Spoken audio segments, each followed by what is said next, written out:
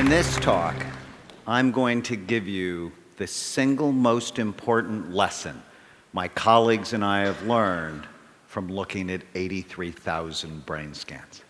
But first, let me put the lesson into context. I am in the middle of 7 children. Growing up, my father called me a maverick, which to him was not a good thing.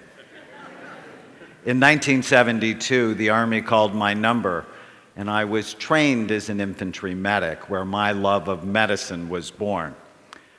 But since I truly hated the idea of being shot at or sleeping in the mud, I got myself retrained as an X-ray technician and developed a passion for medical imaging.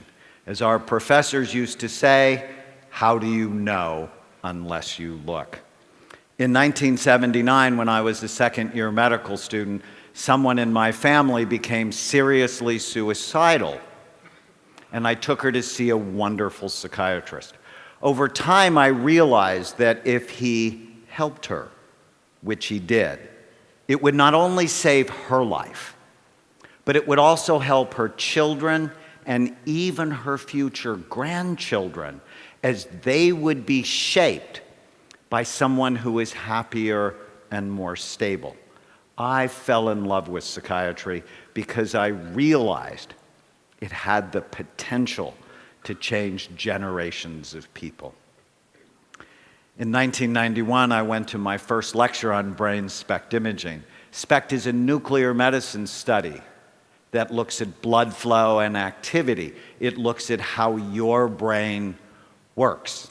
SPECT was presented as a tool to help psychiatrists get more information to help their patients. In that one lecture, my 2 professional loves, medical imaging and psychiatry, came together and quite honestly revolutionized my life. Over the next 22 years, my colleagues and I would build the world's largest database of brain scans related to behavior on patients from 93 countries.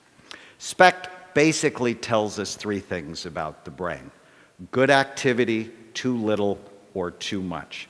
Here is a set of healthy SPECT scans. The image on the left shows the outside surface of the brain, and a healthy scan shows full, even, symmetrical activity. The color is not important, it's the shape that matters. In the image on the right, red equals the areas of high activity, and in a healthy brain, they're typically in the back part of the brain. Here is a healthy scan compared to someone who had 2 strokes. You can see the holes of activity. Here's what Alzheimer's looks like, where the back half of the brain is deteriorating.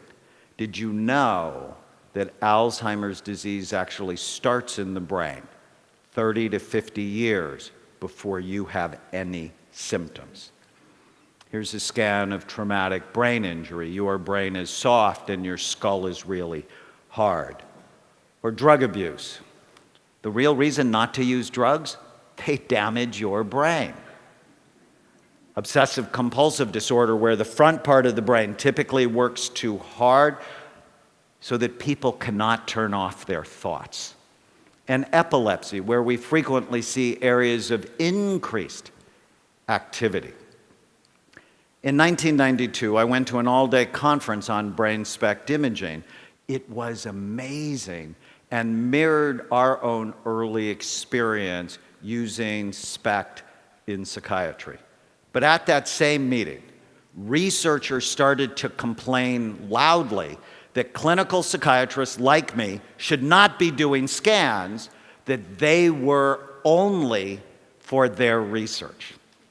Being a maverick and having clinical experience, I thought that was a really dumb idea.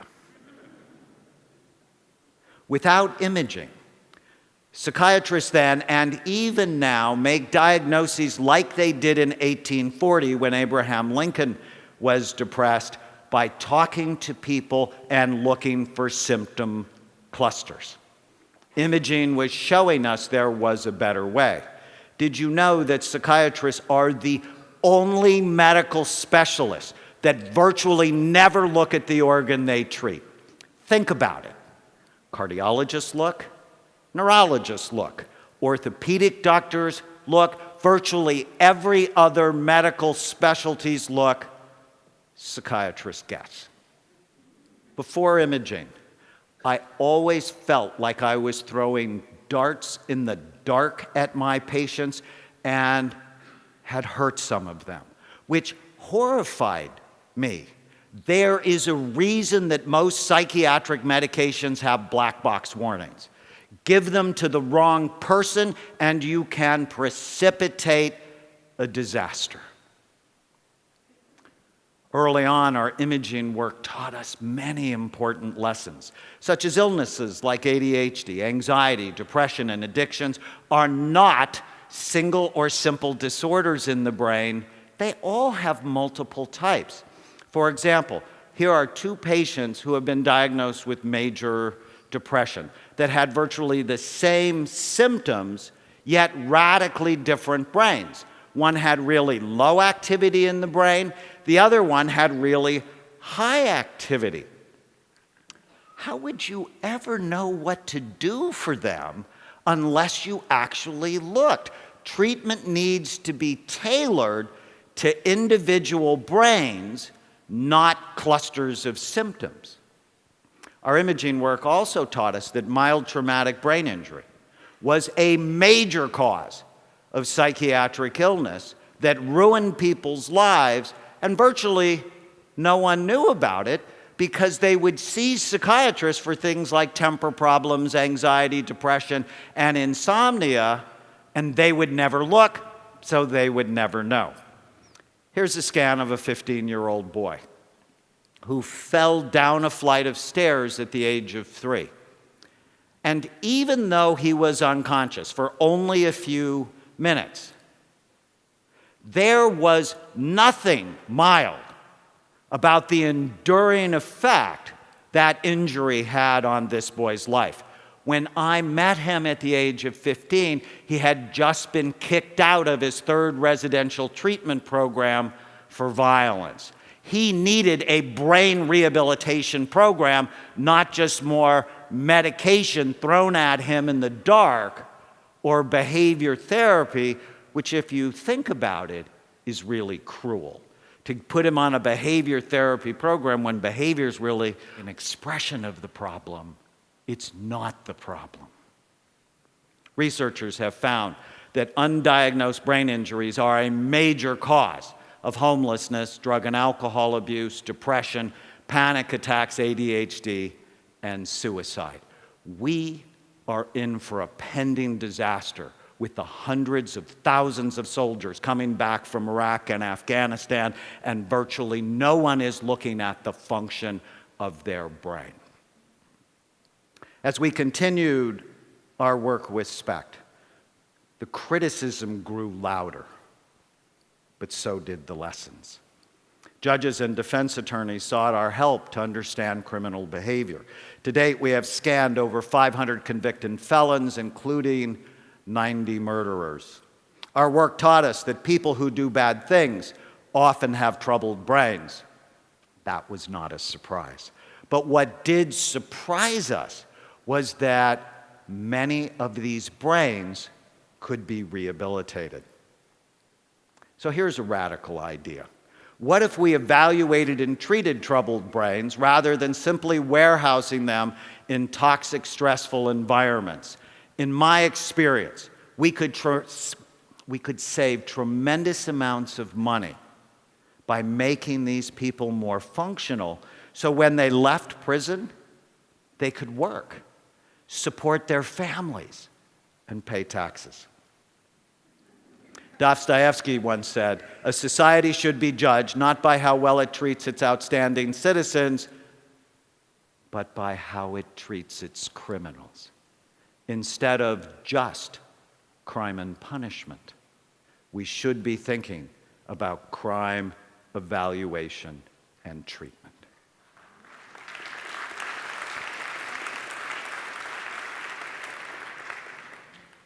So after 22 years and 83,000 scans, The single most important lesson my colleagues and I have learned is that you can literally change people's brains.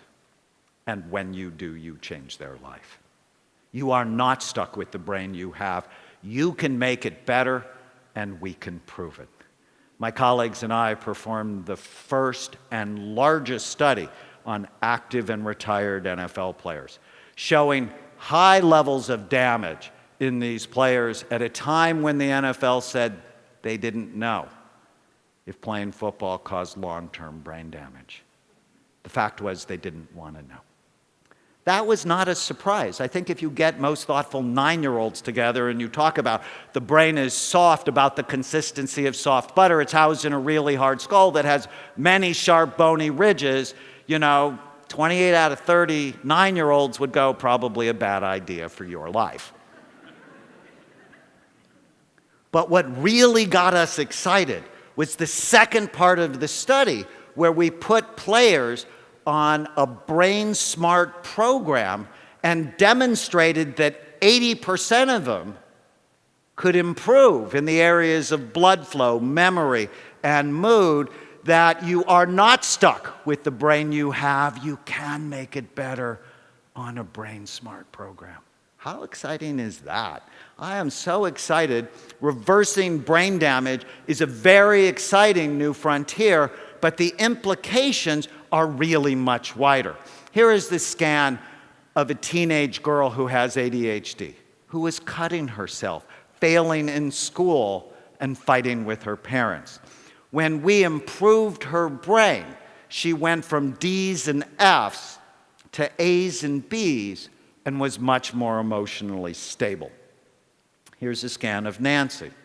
Nancy had been diagnosed with dementia, and her doctor told her husband that he should find a home for her because within a year she would not know his name.